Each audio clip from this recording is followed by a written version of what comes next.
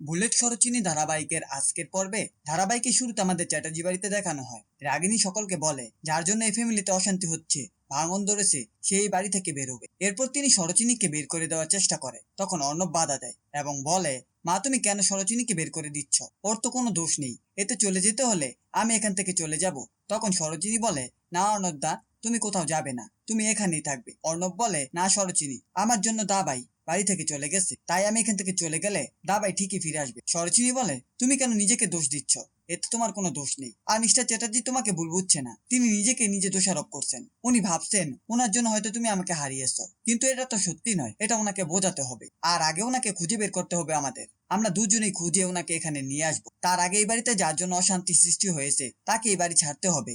এরপর সরোজিনী অ্যাশকে এ বাড়ি থেকে বের হয়ে যেতে বলে, কিন্তু সে বের হতে চায় না। সরোজিনী বলে, বের তো তোমাকে হতেই হবে, কারণ এই বাড়িতে তুমি কেন এসেছো, তোমার উদ্দেশ্য কি আমি বুঝে গেছি। আমি থাকতে এই বাড়িতে কোনো ভাঙন ধরবে না, তোমাকে বের হতেই হবে। এরপর রাগিনী চ্যাটার্জি বলে, তুমি কিন্তু তোমার লিমিট ক্রস করে যাচ্ছ সরোজিনী। সরোজিনী বলে, আমি আমার লিমিটের মধ্যেই রয়েছি। এরপর সরোজিনী অ্যাশকে বের করে দেয় এবং সকলকে বলে, এই বাড়িতে যারা ভাঙন ধরানোর চেষ্টা করবে তাদের প্রত্যেককে ঠিক এইভাবেই আমি বের করে দেব। রাগিনী চ্যাটার্জি বলে, এভাবে কথা বলা তুমি কে? সরোজিনী বলে, আমি এ বাড়ির বড় বউ, এখানে আপনার যেমন অধিকার রয়েছে তেমন আমারও অধিকার রয়েছে। আপনি সবসময় বলেন না পরিবারের লোকদের আগলে রাখতে, ঠিক তেমন ভাবে এখন থেকে আমি আমার পরিবারের লোকদের আগলে রাখবো, কোনো ভাঙন হতে দেব না। পরবর্তী সিনে আমাদের সরোজিনী এবং রনর ভাই বোনদের দেখানো হয়। তারা রনকে বারবার ফোন করে যাচ্ছে, কিন্তু রনক আরো ফোন রিসিভ করে না। এরপর সরোজিনীর ডানাকে বলে, তুমি তোমার বর্দা ভাইয়ের যত ফ্রেন্ড আছে সব একখানে করে প্রত্যেককে ফোন করে খোঁজ নাও। অন্যদিকে অর্ণব নিজেকে দোষারোপ করে যাচ্ছে যে তার জন্য আজ রন বাড়ি ছাড়া। তখন সরোজিনী অর্ণবকে বোঝায়, তোমার জন্য তিনি বাড়ি থেকে চলে যাননি, তুমি বোঝার চেষ্টা করো।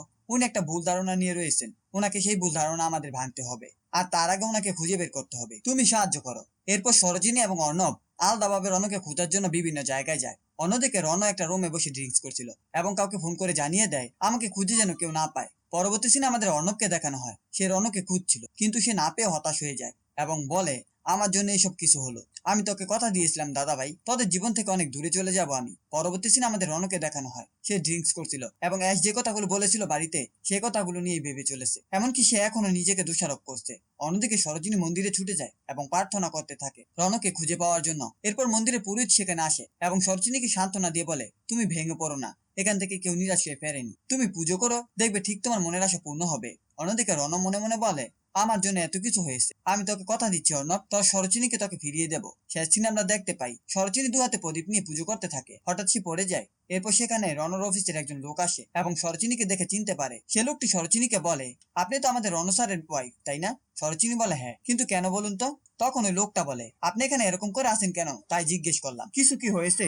তখন সরোজিনী বলে, আপনাদের স্যারকে খুঁজে পাওয়া যাচ্ছে না কোথাও। তখন ওই লোকটা বলে, স্যার তো সকালবেলা ফোনের মধ্যে মিটিং করলেন আমাদের, কিন্তু ওনাকে দেখে মনে হলো উনি কোনো হোটেল আছেন। এরপর সরোজিনী মনে পড়ে রণ একবার তাকে বলেছিল তার মন খারাপ হলে কিংবা কাজে চাপ লাগলে সে নিজেকে সময় দেওয়ার জন্য গেস্ট হাউসে চলে যায়। এরপর সরোজিনী ওই লোকটির কাছ থেকে গেস্ট হাউসের ঠিকানা নিয়ে রণকে খোঁজার জন্য সেখানে চলে যায়। এই ছিল বুলেট সরোজিনী ধারাবাহিকের আজকের আপডেট। ভিডিওটি ভালো লাগলে চ্যানেলটিকে সাবস্ক্রাইব করে পাশে থাকা বেল আইকনটি অন করে